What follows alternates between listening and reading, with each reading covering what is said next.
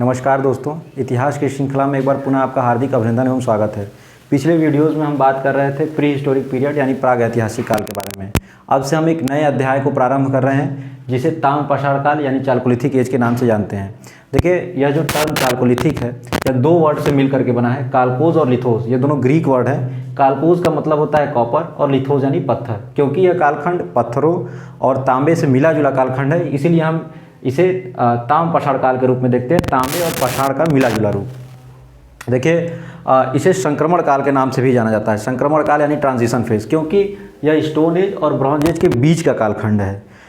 इतिहास का त्रियुगी विभाजन जब जे थॉम्सन के द्वारा धातुओं के आधार पर किया जा रहा था तो उन्होंने इसका विभाजन सिर्फ स्टोन एज, ब्रॉन्ज एज और आयरन एज के रूप में किया था। उस समय तक कॉपर एज की संकल्पना नहीं आई थी। ऐसा इसलिए था क्योंकि उस समय तक ऐसे एविडेंसेस हमारे पास नहीं थे कि हम बीच में एक नए कालखंड को जोड़ सकें।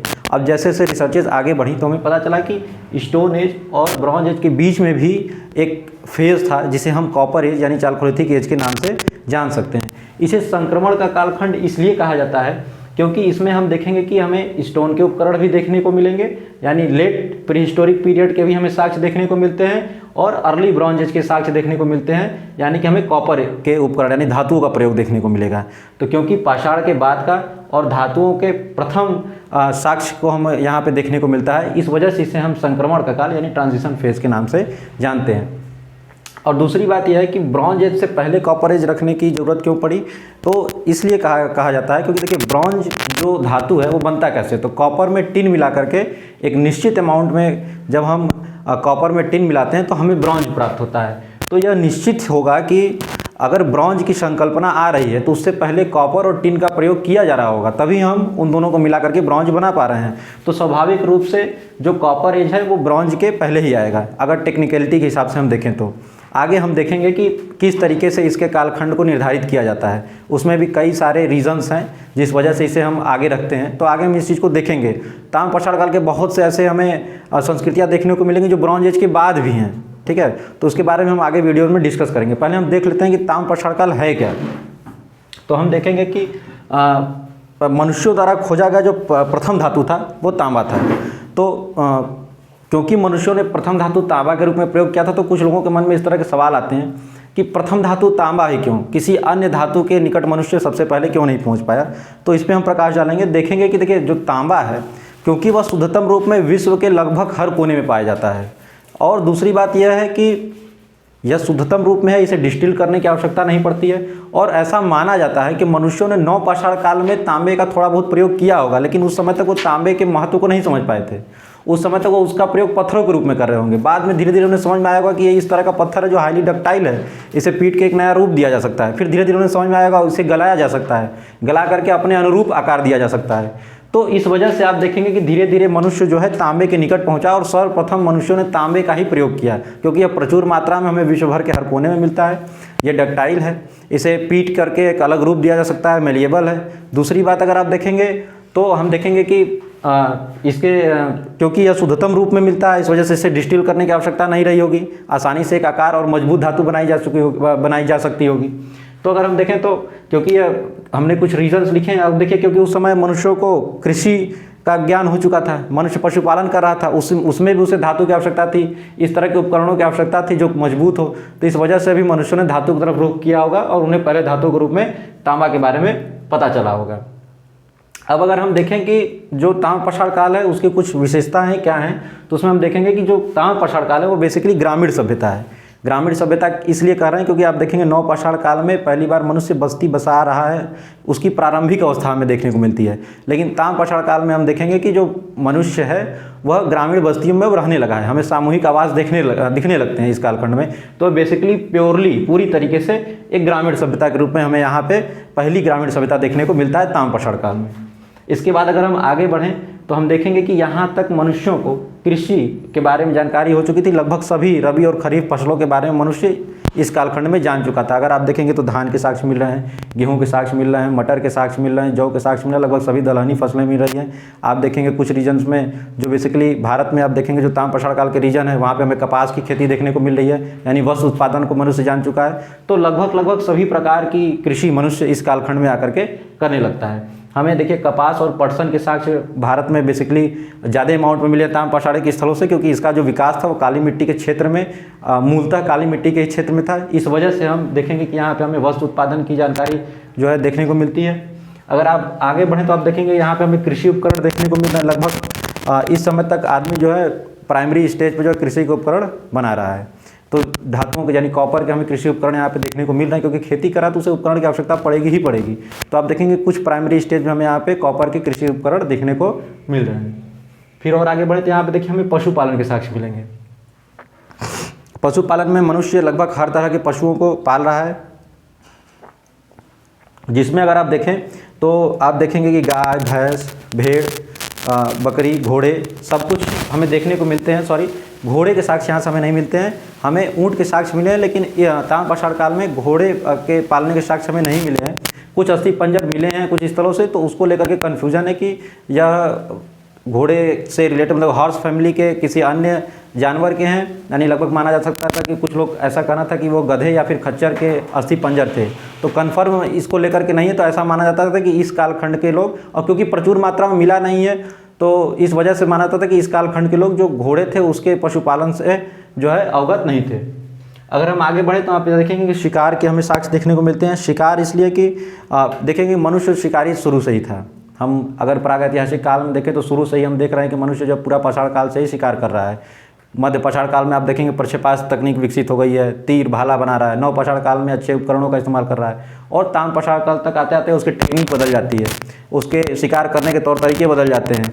इस कालखंड में आकर के वो धातुओं का प्रयोग करके जो है हथियार बना रहा है, यानी तीर के आगे जो है कॉपर के वो फलक लगा रहा है, वो भाले का प्रयोग कर रहा है, उसके आगे उसने कॉपर के जो है उपकरण लगा रखे हैं। तो इस तरीके से आप देखेंगे इनकी शिकार की टेक्निक, शिकार के उपकरण सब कुछ इस कालखंड में आकर के बदल जाते हैं, और एक अच्छे शिकारी के रूप में मानव की पहचान इस समय तक होने लगी थी। और अगर आप आगे बढ़ें तो इस कालखंड में आप देखेंगे आपको वृषभ पूजा के साक्ष्य मिलते हैं। यानी पहली बार पशु जो है पूजन के हमें साक्ष्य यहाँ पे देखने को मिल रहे हैं कि बैल की पूजा की जा रही है। आप आगे देखें तो मातृ देवी की पूजा के साक्ष्य मिले। नव पाषाण काल में भी आपको हमने बताया था कि प्रारंभिक साक्ष्य मातृ पूजा के देखने को मिले थे, यहाँ से भी मातृ पूजा के साक्ष्य हमें देखने को मिल रहे हैं। यहाँ से मिट्टी एवं प्रस्तर के घर देखने को मिल रहे हैं। मिट्टी या इस कालखंड में आप देखेंगे कि जो मनुष्य आवास बना रहा है वो बेसिकली मिट्टी के हैं, और मिट्टी के साथ साथ पत्थरों का प्रयोग किया जा रहा है। कच्ची ईंटों के प्रयोग यहाँ देखने को मिलेंगे, लेकिन पक्की ईंटों का प्रयोग आपको ताम पाषाण काल के बाद कांस्य युग में देखने को मिलेगा। वहाँ पे आप देखेंगे कि सिंधु घाटी सभ्यता मनुष्य जो है पक्की ईंटों का प्रयोग कर रहा है, लेकिन ताम पाषाण काल में भी आप देखेंगे कि मनुष्य जो है कच्ची ईंटों का, मिट्टी का और पत्थर का प्रयोग कर रहा है आवास बनाने के लिए।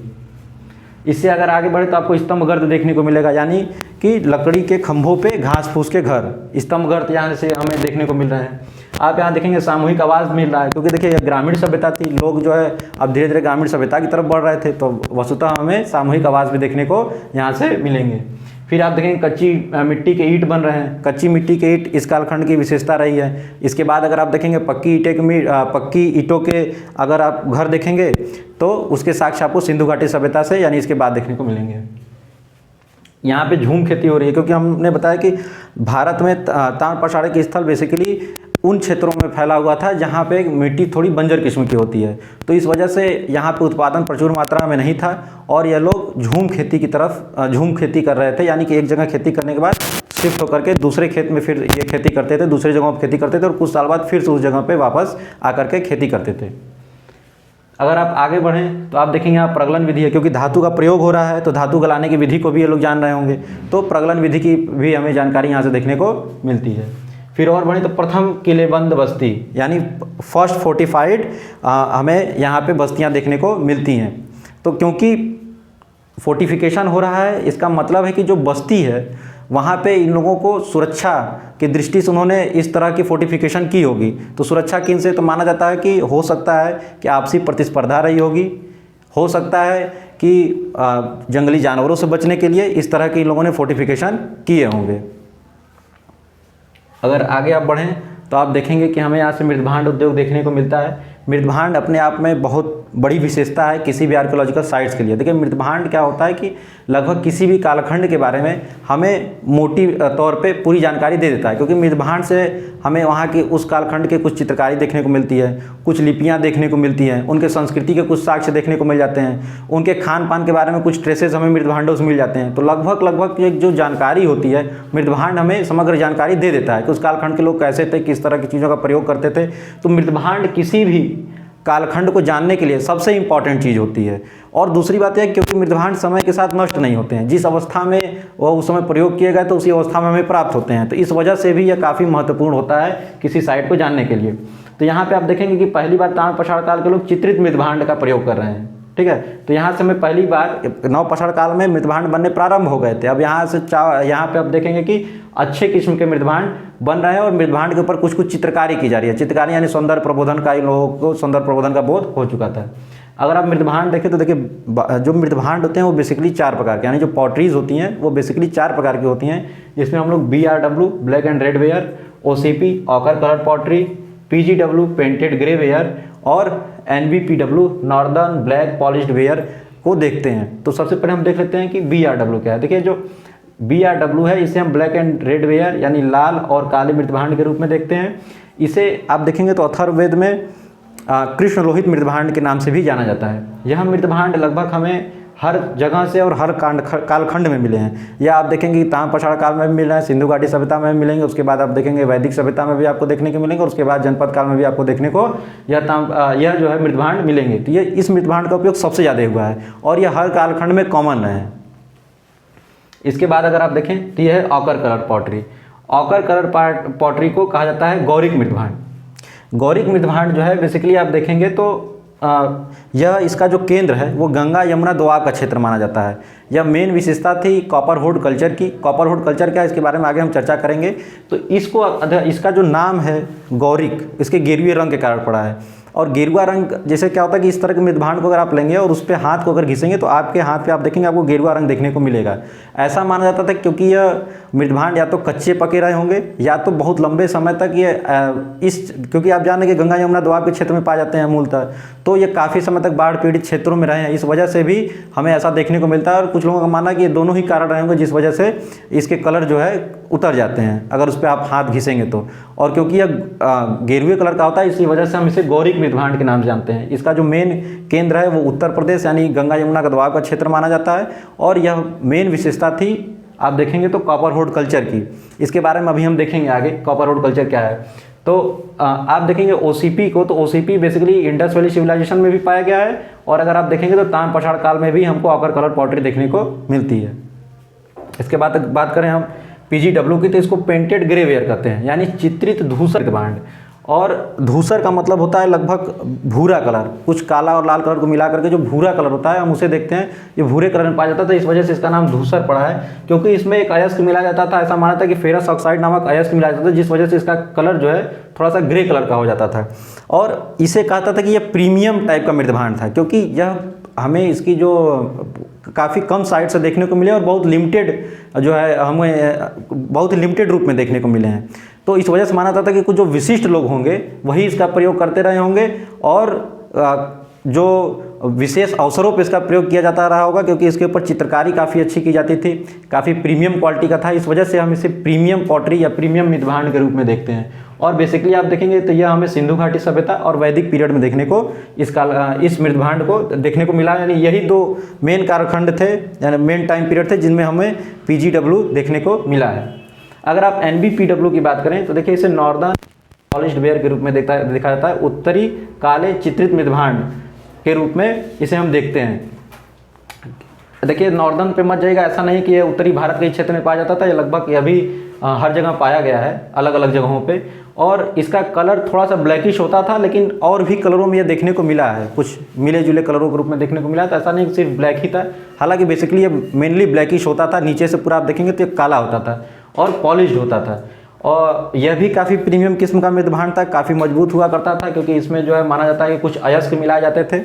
और यह आप देखेंगे तो आपको महाजनपद काल में देखने को मिला है और उसके बाद देखने को मिला है। तो थोड़ा सा देखिए ये जो पॉटरीज हैं ये काफ़ी इंपॉर्टेंट है और थोड़ा सा इनके टाइम पीरियड को, इनके कालखंड को लेकर के आपस में आप देखेंगे अलग अलग जगहों पे अलग अलग टाइम पीरियड और अलग अलग कालखंड दिया रहता है, तो इसको लेकर के बहुत ज़्यादा कन्फ्यूज नहीं होना है। और अगर हम बात कर लें ताम्रपाषाण काल के बारे में, तो ताम्रपाषाण काल में आप देखेंगे कि हमें 2 मृतभांड ही देखने को मिले हैं जो कि BRW है और OCP है। हमें इन्हीं दोनों के साक्ष्य ताम्र पाषाण काल में देखने को मिलते हैं। हमने अन्य दोनों को इसलिए बता दिया कि इनके बारे में भी आप जानते रहें, ताकि मन में कन्फ्यूजन किसी भी तरह का ना हो।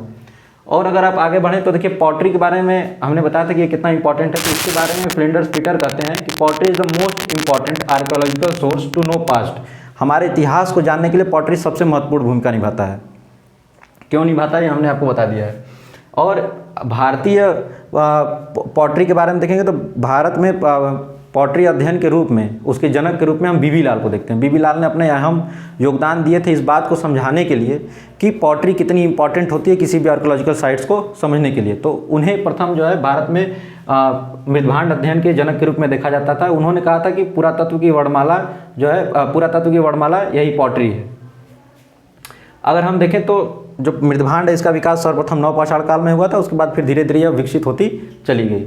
फिर अगर हम ताम्रपाषाण काल के अंत्येष्टि संस्कारों के बारे में देखें तो आप देखेंगे कि अगर यहाँ पे जो अंत्येष्टि होती थी तो अलग अलग, जैसे आप महाराष्ट्र रीजन में देखेंगे तो अलग होता था और दक्षिण भारत के रीजन में अलग तरीके से होता था।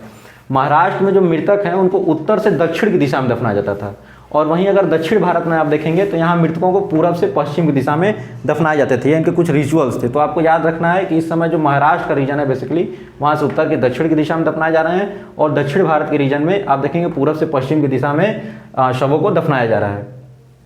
अब बेसिकली आप महाराष्ट्र रीजन में अगर आप देखेंगे तो शवाधान जो है वो फर्श के नीचे ही अपने पूर्वजों को अपने घरों में ही फर्श के नीचे दफना दिया करते थे। तो महाराष्ट्र रीजन में आपको बेसिकली ये चीज़ें देखने को मिलेंगी। आप यहाँ से देखेंगे कि जो शवाधान है, जो बरियल्स है, उसमें देखेंगे कि शवों के साथ आभूषण व उपकरण रखे जा रहे हैं। ठीक है, तो इसका मतलब है कि कहीं ना कहीं इस कालखंड में पारलौकिकता रही होगी। वो शवों के साथ उपकरण टूल्स रख रहे हैं, मृद्भांड रख रहे हैं, आभूषण रख रहे हैं। तो इसका मतलब है कि ये लोग कुछ न कुछ जीवन के बाद के जीवन में, यानी लाइफ आफ्टर डेथ में इन लोगों का कुछ विश्वास रहा होगा, पारलौकिकता से कुछ ये लोग संबंध रखते होंगे या इनकी कुछ सोच रही होगी उस विषय पे, इस वजह से ऐसा करते रहे होंगे। ठीक है, और अगर आप आगे बढ़ें तो देखिए यहाँ पे जो हमें बेसिकली जो शवाधान मिले हैं वो शवाधान आप देखेंगे कि 3 रूप से मिले हैं। अर्न बरियल या पॉट बरियल देखने को मिला है, आप देखेंगे कि फ्रैक्शनल बरियल देखने को मिला और कंप्लीट बरियल देखने को मिला है। पॉट या अर्न बरियल क्या है कि कई बार हमने ऐसा देखा है कि कई जगहों पे, कई साइट्स पे जो शव थे उनको जला करके या कलश में बंद करके रखते थे, या फिर जो पॉट था उसके अंदर ही बॉडी को मोड़ करके बिना जलाए और बंद करके मिट्टी के नीचे दफना दिया जाता था। तो एक बड़ा मृद्भांड हुआ करती थी, बड़ी पॉटरी हुआ करती थी, उसमें शवों को मोड़ करके बंद कर दिया जाता था और उसे मिट्टी के नीचे दफना दिया जाता था। तो हमें ऐसे अर्न बरियल यानी कलश शवाधान भी देखने को इस कालखंड में मिले हैं। अगर आप देखें उसमें कुछ ऐसे कलश हैं जिसमें आप देखेंगे कि कुछ जो शव हैं उनको मोड़ करके कलश में दफनाया गया है और उनके पैर के कुछ हिस्से कटे हुए हैं। ठीक है, हम बताएंगे कि वो आपको कई साइट से देखने को मिले हैं। और इसी तरह के कुछ साक्ष्य हमें आप देखेंगे कि सोनौली से देखने को मिले हैं। सोनौली क्या है? सोनौली जैसे आप देखेंगे कि जो ताम्रपाषाण काल है उसी के समकालीन आप देखेंगे सिंधु घाटी सभ्यता चल रही है और उसी समकालीन एक सभ्यता और है जो सोनौली है, वहाँ से भी हमें कुछ इस तरह के साक्ष्य देखने को मिलेंगे। अभी हम जब सिंधु घाटी सभ्यता और सोनौली के बारे में बताएंगे तो उसके बारे में विस्तृत चर्चा होगी। अभी हम बस इतना जान देते हैं कि इस तरह के हमें साक्ष्य और जगहों से भी मिले हैं पैर काटने के। तो ये इससे भी पारलौकिकता से जोड़कर देखा जाता है। अब जो भी उन लोगों की इस विषय में सोच रही होगी इसके बारे में हम कन्फर्म तौर पर कुछ नहीं कर सकते हैं। यहाँ से हमें फ्रैक्शनल बरियल देखने को मिले हैं। फ्रैक्शनल बरियल के बारे में कहा जाता है कि कुछ जो शव हैं उनके साथ उनके बॉडी के कुछ पार्ट्स गायब हैं, इस वजह से इसे हम फ्रैक्शनल बरियल्स कहते हैं। यानी कि जो हमारा शव है शव के कुछ ही हिस्से जो है दफनाए गए और कुछ हिस्से शव के साथ नहीं है, इस वजह से हम उसे फ्रैक्शनल बरियल यानी आंशिक अंत्येष्टि के रूप में देखते हैं। फिर अगर आप देखें कंप्लीट बरियल्स, तो कंप्लीट बरियल में आप देखेंगे कि शव जो है अच्छे तरीके से दफनाया गया है, उसके साथ साथ मृद्भांड है, उसके साथ कुछ उपकरण हैं और जो है उसे एक विस्तृत ढंग से, एक अच्छे ढंग से जो है ज़मीन के नीचे दफनाया गया, तो इसे हम कंप्लीट बरियल कहते हैं कि उसके साथ किसी भी तरह कोई भी छेड़छाड़ नहीं हुई है। फिर अगर आप आगे बढ़ें तो उपकरण के रूप में देख लें कि इस कालखंड के जो उपकरण है वो कौन कौन से, तो हमें यहाँ से बेसिकली चाकू, कुल्हाड़ी, छेनी, मछली पकड़ने के कांटे, पिन, ये सब देखने को मिला है। यानी कि धातु का इस्तेमाल उपकरण बनाने में यहाँ पहली बार शुरू हो चुका था इस कालखंड से। हम और देखें इस कालखंड के बारे में तो हम देखेंगे कि हमें यहाँ से सामाजिक विषमता देखने को मिलती है। सामाजिक विषमता किस आधार पर कहा जा रहा है कि आप देखेंगे कि यहाँ जो घर हैं, कुछ घर बड़े हैं, कुछ घर छोटे हैं, कुछ घर किले बंद बस्ती के अंदर हैं, उसके बाहर हैं, कुछ घरों के बाहर रक्षा प्राचीर बना हुआ है, कुछ ऐसे घर हैं जो कि सामान्य लोगों के लिए बनाए गए हैं। ठीक है, तो जो फोर्टिफिकेशन के अंदर घर हैं वैसा माना जाता है कि वो विशिष्ट लोगों के घर हैं, फोर्टिफिकेशन के बाहर जो घर हैं वो सामान्य लोगों के घर है। तो इस वजह से हम कह सकते हैं कि यहाँ कुछ सामाजिक विषमता रही होगी। कुछ जो हमें शवाधान देखने को मिल रहा है उनमें हमको आभूषण देखने को मिल रहा है। जैसे आप देखेंगे कि कुछ बच्चों के हमें शव मिले हैं जहाँ पे तांबे की जो है वो मनके की माला वो पहने हुए हैं। तो आप यहाँ देखने को मतलब इसका मतलब है कि वो जो शव हैं वो जो है किसी विशिष्ट घर से या अमीर घर के को बिलोंग करते होंगे, इस वजह से उनके साथ आभूषण है। और कुछ वहीं जो शव हैं वो एकदम नॉर्मल तरीके से उनके साथ कुछ भी दफनाया नहीं गया है, तो इसका मतलब वो सामान्य लोग रहे होंगे। तो हमें आभूषण के भी साक्ष्य यानी आभूषण सामाजिक विषमता रहेगी। शवाधान की जो प्रक्रिया है, कुछ शवाधान बहुत ही ढंग से किया गया है, उसके साथ साथ बहुत सारे उपकरण मृदभान और आभूषण रखे गए हैं, और कुछ सब एकदम सामान्य तरीके से इस आधार पर भी हम कह सकते हैं। तो ये कुछ रीजन थे जिसके आधार पर हम कह सकते हैं कि उस कालखंड में सामाजिक विषमता रही होगी। अगर हम देखें कि नवपाषाण काल में आप देखेंगे जो उपकरण थे वो बहुत ही सीमित थे, क्योंकि उस समय तक मनुष्य जो है पत्थरों से ही निर्मित जो है उपकरणों का इस्तेमाल कर रहा था। लेकिन अभी इस कालखंड में आप देखेंगे कि क्योंकि कृषि हो रही है, पशुपालन हो रहा है और उपकरणों का विकास हो रहा है, तो इस वजह से आप देखेंगे कि इस कालखंड में कृषि में उपकरणों का इस्तेमाल करने से जो उत्पादन है वो बढ़ा है, यानी अधिशेष उत्पादन हो रहा है। जो मनुष्य मृदभांड का इस्तेमाल कर रहा है वो बेसिकली अन्न को यानी आप फूड को स्टोर करने के लिए कर रहा है, अनाज को स्टोर करने के लिए कर रहा है। तो इस वजह से आप देखेंगे कि यहाँ अधिशेष उत्पादन देखने को मिलेगा। इस वजह से ग्रामीण सभ्यता का और विकास होता है। उस समय बस्ती बसी थी, अब यहाँ ग्रामीण सभ्यता विकसित रूप में हमें देखने को मिली है। फिर आप क्योंकि ग्रामीण सभ्यता बढ़ी है तो अधिशेष उत्पादन हो रहा है, तो कुछ व्यापार होगा। इस वजह से आप देखेंगे कि इस कालखंड में हमें कुछ बस्तियां ऐसे भी देखने को मिलेगी जहां प्रारंभिक शहरीकरण के हमें जो प्रमाण देखने को मिलते हैं। क्योंकि भाई जो ग्रामीण बस्तियों में जहां जो व्यापार का केंद्र होगा वहां थोड़ा बहुत अर्बेनाइजेशन हमें देखने को मिलेगा, यानी व्यापार होगा तो अर्बेनाइजेशन होगा। तो इस वजह से आप देखेंगे कि प्रारंभिक अर्बेनाइजेशन हमें इस कालखंड में देखने को मिलते हैं। हमें फिर उसके बाद क्योंकि व्यापार होगा और थोड़ा थोड़ा अर्बेनाइजेशन यहाँ पे स्टार्ट हो चुका था, एक दो साइट्स में ऐसा देखने को मिलता है। तो इसके बाद शहरी सभ्यता का विकास होगा, यानी इसके बाद सिंधु घाटी सभ्यता में आप देखेंगे कि शहरी सभ्यता का विकास हो जाता है। तो जो विशेषताएं थी उनके बारे में हम लोगों ने चर्चा कर लिया। अब हम ताम्रपाषाणकालीन स्थलों के बारे में देखेंगे। अगर आप देखें तो सबसे पहले हम इसके टाइम पीरियड को देख लेते हैं। जो ताम्रपाषाण काल का टाइम पीरियड है वो आप देखेंगे 3000 से लेकर के 1200 BC तक का है। एकमात्र जोरवे जो इस ताम्रपाषाण कालीन संस्कृति से संबंध रखता है, तो एकमात्र जोरवे संस्कृति ऐसी है ताम्रपाषाण काल के अंतर्गत जो कि 700 BC तक चली थी। बाकी लगभग जो इसके आप देखेंगे इस संस्कृति से संबंधित लगभग जो स्थल हैं वो आप देखेंगे 1100 से लेकर के 1200 BC तक आते आते उनका पतन हो गया था। इसके साइट्स को लेकर के सबसे ज़्यादा कन्फ्यूजन लोगों के मन में रहता है, क्योंकि यह काफ़ी लंबे समय तक चलने वाला कालखंड था, जो कि आप देखेंगे हड़प्पा से पहले भी है, हड़प्पा के समकालीन भी है और हड़प्पा के बाद भी है। कुछ स्थल ऐसे हैं जो पहले ताम्रपाषाणिक थे यानी ग्रामीण अवस्था में थे, फिर बाद में आप देखेंगे वो हड़प्पा के संपर्क में आते हैं और फिर जो है वहाँ पर शहरीकरण हो जाता है। यानी आप उसको ताम्रपाषाण काल में भी पढ़ेंगे और उन्हीं स्थलों को आप हड़प्पा काल में भी पढ़ेंगे। तो इस वजह से लोगों को साइट्स को लेकर के कन्फ्यूजन होता है कि कैसे आप उसको हड़प्पा में भी पढ़ रहे हैं, ताम्रपाषाण काल में भी पढ़ रहे हैं। और कुछ लोग इस तरह का भी प्रश्न करते हैं कि देखिए कुछ लोग ऐसा मानना है उन लोगों का कि अगर आप इसको कह रहे हैं ताम्रपाषाण काल की, हड़प्पा के पहले भी है और हड़प्पा के साथ भी है और हड़प्पा के बाद भी है, तो जो हड़प्पा के साथ है उसे क्यों नहीं हम हड़प्पा कालीन संस्कृति के रूप में पढ़ते हैं, या जो हड़प्पा के बाद उसे पर्वतीय हड़प्पा के रूप में क्यों नहीं पढ़ते हैं, क्यों उसे हम ताम्रपाषाण कालीन स्थलों के रूप में ही देखते हैं। तो देखिए हर संस्कृति की अपनी विशेषता होती है। जैसे आप ताम्रपाषाण काल को देखेंगे तो इसकी विशेषताओं की हमने चर्चा की थी कि यह कैसी है, ग्रामीण सभ्यता है। आप यहाँ देखेंगे कि आपको तांबे का उपयोग देखने को मिल रहा है। आप यहाँ देखेंगे तो जो उपकरण है ये अपने प्रारंभिक अवस्था में देखने को मिल रहे हैं। यहाँ के लोगों की जो जनजीवन है अभी सामान्य तौर पर है। अगर वहीं आप अगर हड़प्पा को देखेंगे तो वहाँ पे आपको अर्बनाइजेशन यानी शहरीकरण के साक्ष्य देखने को मिल रहे हैं। वो कांस्य युगीन सभ्यता है। अगर आप उसके बारे में देखेंगे तो वहाँ पे व्यापार उन्नत किस्म का देखने को आपको मिलेगा। उनके रहन सहन खान पान में आपको बदलाव देखने को मिलेगा। तो जो साइट्स जिस तरह के कैरेक्टरिस्टिक्स यानी जिस तरह के हमें जो है साक्ष्य प्रदर्शित करते हैं उसी हिसाब से हम उसका वर्गीकरण करते हैं। तो भले ही वो हड़प्पा के समकालीन है लेकिन अब वो ग्रामीण अवस्था में है, वहाँ कांसे के उपकरण ना होकर के तांबे के उपकरणों का प्रयोग हो रहा है।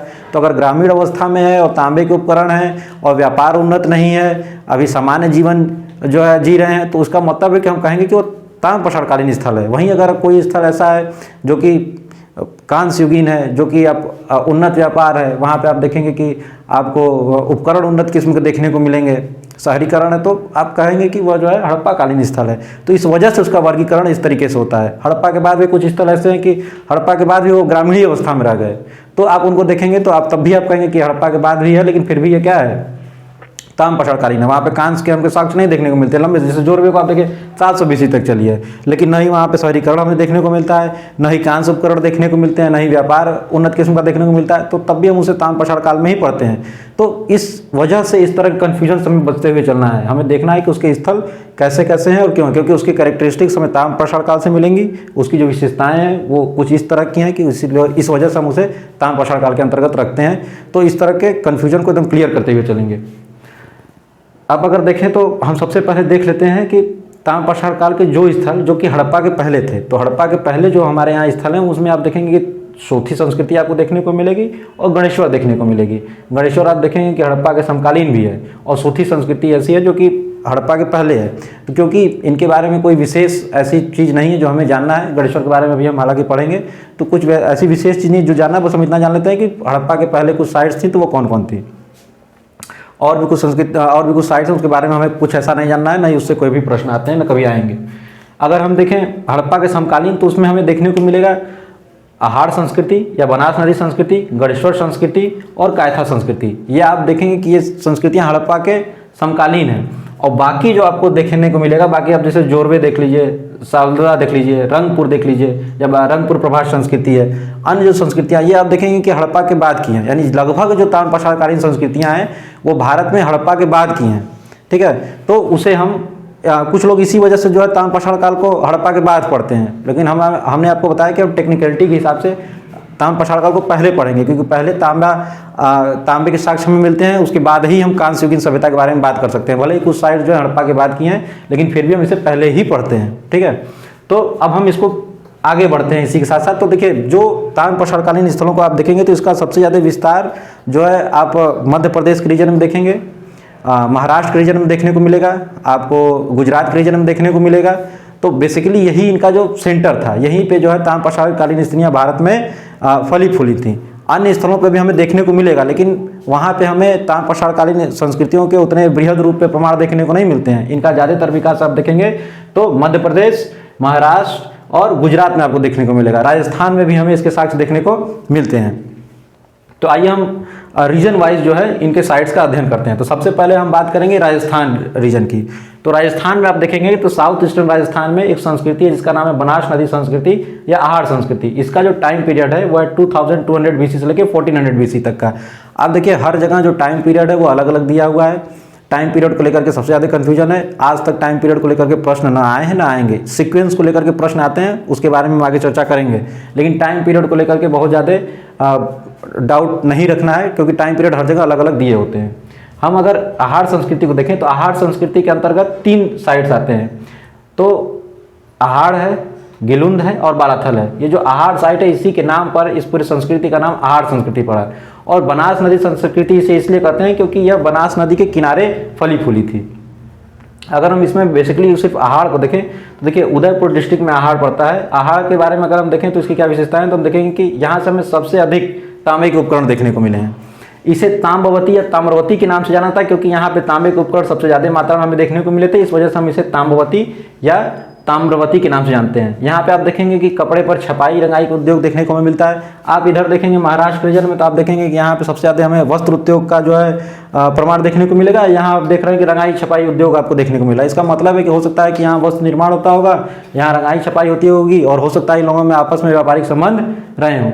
आप देखेंगे हमें यहाँ प्रगलन विधि के साक्ष्य देखने को मिलते हैं। तो हमने आपको पहले ही बताया था कि भाई ये क्योंकि कालखंड में धातु जो है ये लोग धातु से परिचित थे, तो इन लोगों को धातु गलाने की विधि में बारे में पता होगा। यहाँ से हमें चक्रकूट प्रणाली के बारे में पता चलता है। तो यह पानी निकासी की प्रणाली थी जिसका इस्तेमाल यहाँ के लोग करते थे अपने जो वेस्ट वाटर था उसको निकालने के लिए।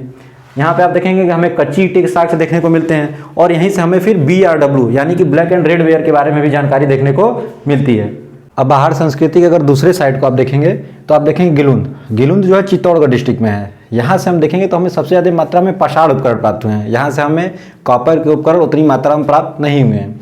यहाँ से अग्निकुंड के प्रमाण हमें प्राप्त हुए हैं और यहीं इसी को आप देखेंगे तो स्थानीय केंद्र के रूप में जाना जाता है। स्थानीय केंद्र क्यों कहा जाता है, क्योंकि माना जाता था कि ये आहार संस्कृति का सबसे इंपॉर्टेंट साइट था और व्यापारिक जो है गतिविधियाँ यहीं से होती होंगी, इस वजह से जो है इसे स्थानीय केंद्र के रूप में जाना जाता है। अगर आप तीसरी साइट देखें तो तीसरी साइट है बालाथल। बालाथल जो है कि उदयपुर डिस्ट्रिक्ट में है।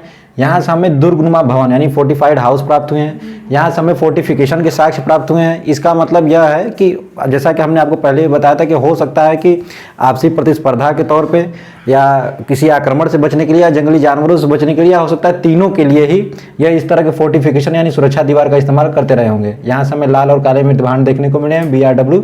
और यहाँ से मोस्ट इंपॉर्टेंट चीज़ अगर आप देखेंगे तो यहाँ से हमें एक समाधान प्राप्त हुआ है। उस समाधान को देख करके ऐसा प्रतीत होता है कोई व्यक्ति ध्यान मुद्रा में बैठा हुआ है, इस वजह से उसे योगी की मुद्रा कही जाती है, यानी योगी मुद्रा में समाधान कहा जाता है। कोई व्यक्ति ध्यान मुद्रा में बैठा हुआ है और इस टाइप का प्रतीत होता है जैसे कोई स्पिरिचुअल व्यक्ति है या कोई योगी है।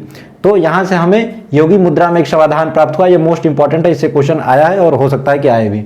अगर हम आहार संस्कृति को देखें तो यहाँ से हमें ये 3 इंपॉर्टेंट साइट प्राप्त हुई। इसके अलावा हमें 3 साइट और देख लेंगे जो कि यहाँ से प्राप्त होती हैं। एक मरमी है जो कि चित्तौड़गढ़ से ही है, ओजियाना जो कि भीलवाड़ा से प्राप्त हुई है, और पचमता यानी कि हमें उदयपुर से एक साइट प्राप्त हुई है। यानी कि यहाँ के 3 इंपॉर्टेंट साइट थी और 3 अगर आप देखेंगे तो अदर साइट्स के रूप में देखेंगे जहाँ से हमें कोई ऐसे एविडेंस प्राप्त नहीं होते हैं। एक चीज़ और है, आप ध्यान दीजिएगा कि बीच बीच में हम आपको मैप प्रोवाइड कराएंगे, तो हो सके तो वीडियो को पॉज करके आप मैप को नोट डाउन कर सकते हैं या स्क्रीनशॉट ले सकते हैं, या जिस भी तरीके से आप चाहें आप उसका उपयोग कर सकते हैं।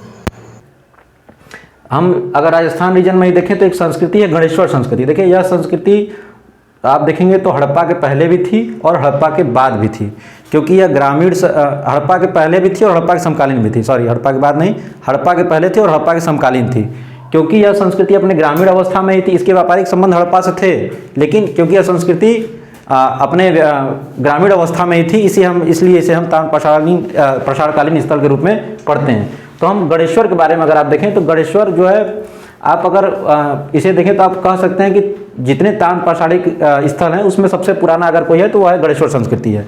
गणेश्वर संस्कृति के बारे में अगर आप देखें तो यह संस्कृति का जो टाइम पीरियड है वो लगभग 2800 से लेकर 2000 BC तक का है, और यह नॉर्थ ईस्टर्न रीजन में जो राजस्थान का है उसमें पड़ता है। और सीकर में कांतली नदी के किनारे इस संस्कृति का विकास हुआ था। अगर इसके बारे में और चीज़ें आप देखें तो देखिए यह जो है प्राचीनतम ताम्रयुगीन संस्कृति थी, खेतड़ी के खानों के पास थी। खेतड़ी के खान बहुत ही पॉपुलर हैं क्योंकि ऐसा माना जाता था कि ताम्र प्रसारकालीन स्थलों को सबसे ज़्यादा जो तांबा है वो खेतड़ी से ही प्राप्त होता था, खेतड़ी के खानों से ही प्राप्त होता था। और वहीं अगर आप देखेंगे कि सिंधु घाटी सभ्यता के लोग गणेश्वर से सबसे ज़्यादा तांबे का जो है आयात करते थे। इसका मतलब है कि यह गणेश्वर जो है उस समय ताम्र प्रसार काल में भी और हड़प्पा काल में भी जो है प्रमुख केंद्र रहा है तांबा उत्पादन का। तो यहाँ से हमें खेतड़ी, क्योंकि यह स्थल जो है खेतड़ी के खान के पास है, इस वजह से हमें यहाँ पे देखने को मिलेगा कि यह एक व्यापारिक केंद्र था जहाँ से ज़्यादातर जो है हड़प्पा का जो है हड़प्पा का आयात निर्यात होता रहा होगा।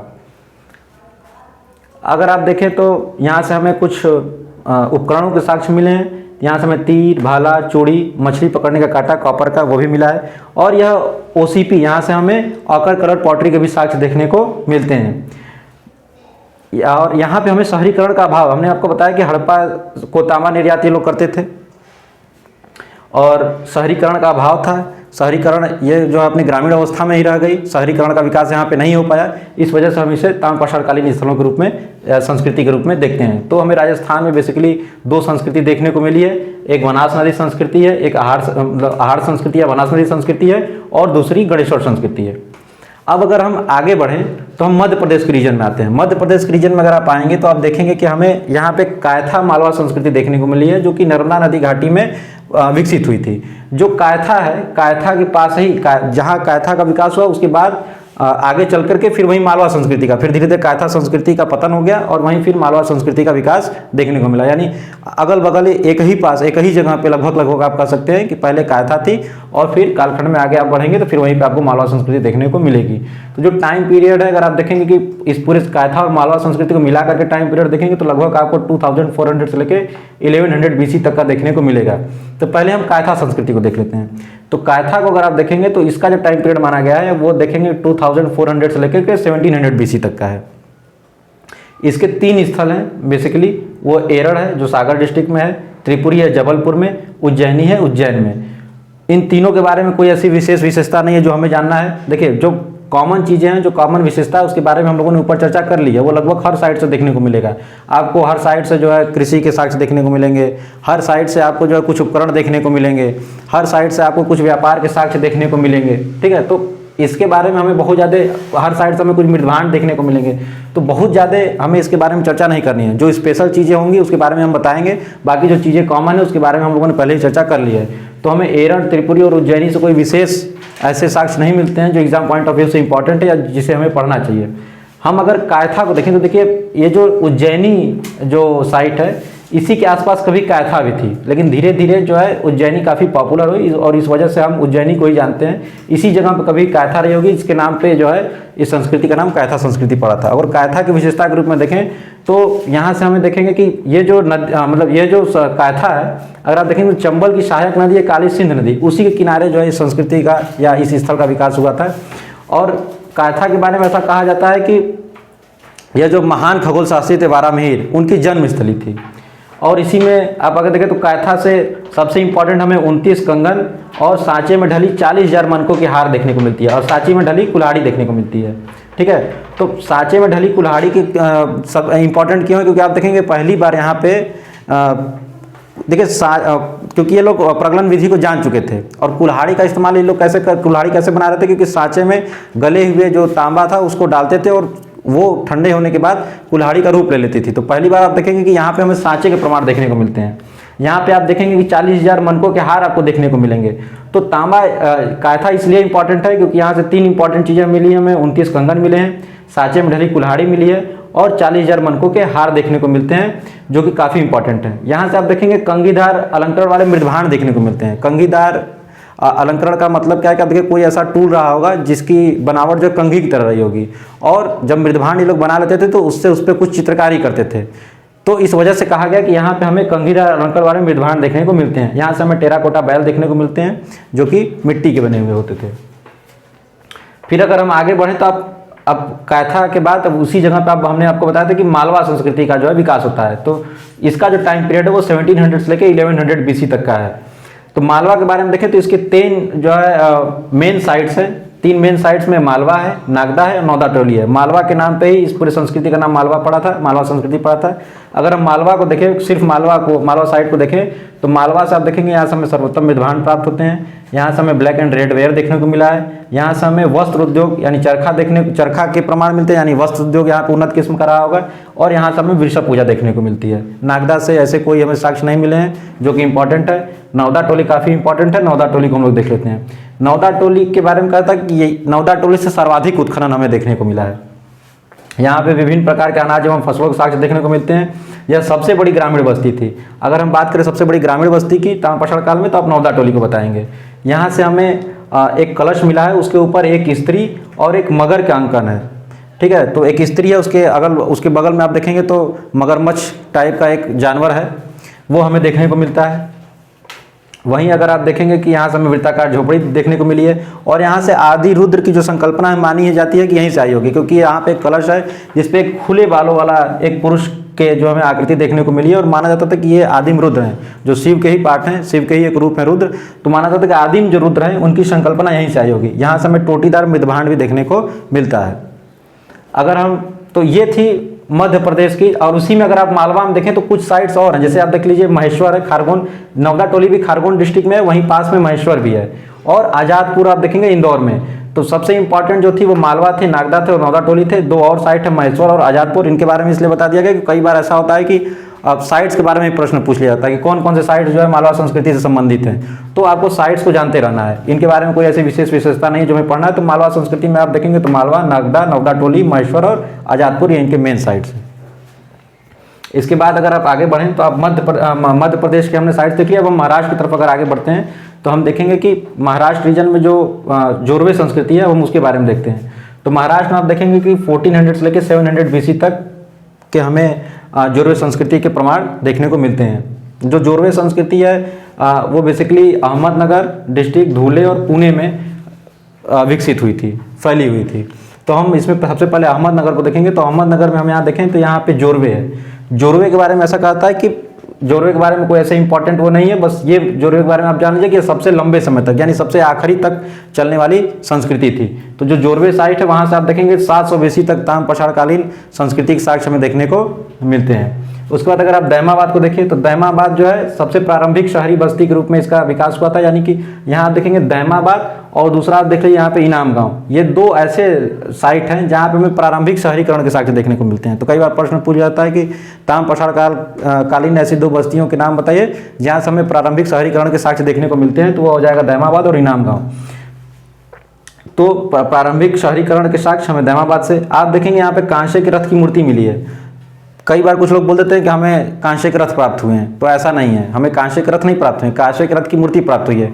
जो कांसे के रथ हैं यानी एक्चुअल जो कांसे के रथ के प्रमाण अगर आप देखेंगे तो सोनौली से प्राप्त होता है। हमने आपको बताया था कि 3 संस्कृतियां समकालीन चल रही थी, उसमें आप देखेंगे ताम पाषाण कालीन संस्कृति है, हड़प्पा संस्कृति है और सोनौली है। ये तीनों संस्कृतियां एक दूसरे के समकालीन चल रही थी। सोनौली के बारे में तो हमें जानकारी ही नहीं थी, अभी हाल ही में खुदाई के दौरान हमें पता चला है कि एक संस्कृति और थी जो कि काफ़ी उन्नत अवस्था में थी और समकालीन थी हड़प्पा के, और हो सकता है कि इनमें आपस व्यापारिक संबंध भी रहे होंगे और निश्चित तौर पर रहे होंगे, क्योंकि आप देखेंगे दोनों जगह से हमें कांसे के प्रमाण देखने को मिलते हैं।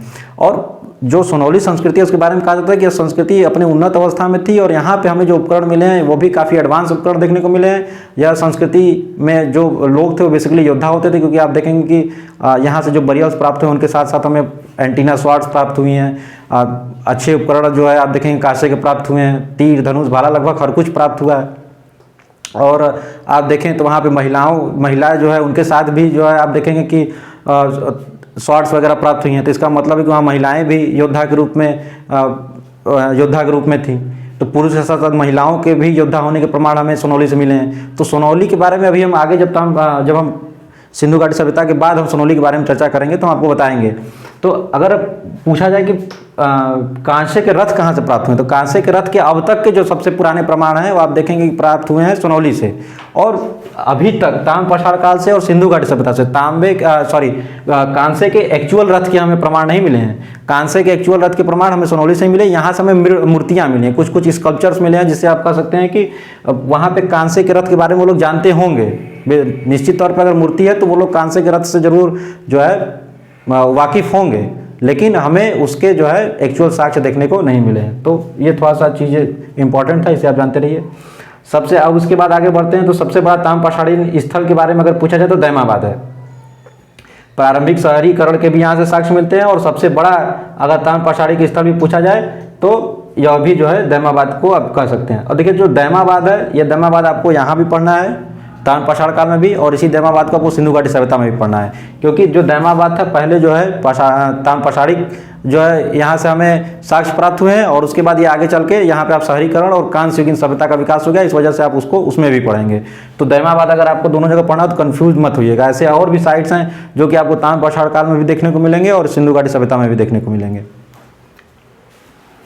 यहाँ से हमें एक जार प्राप्त हुआ है। जार पे आप देखेंगे बाघ तथा मोर जैसे जानवर से घिरे एक देवता हैं, ठीक है। तो उनको कुछ लोग पशुपतिनाथ के रूप में देखते हैं, क्योंकि उनके चारों तरफ जो है वो जानवर हैं। इस वजह से कुछ लोग कहते हैं कि हो सकता है वो बेसिकली पशुपतिनाथ रहे हों, जिनकी पूजा वहाँ पे की जाती रही होगी। और सिंधु घाटी सभ्यता का जो दक्षिणतम स्थल था वह दैमाबाद था। हमने आपको बताया कि सिंधु घाटी सभ्यता में भी हम इसको देखेंगे, तब वहाँ पे इस बारे में हम चर्चा करेंगे।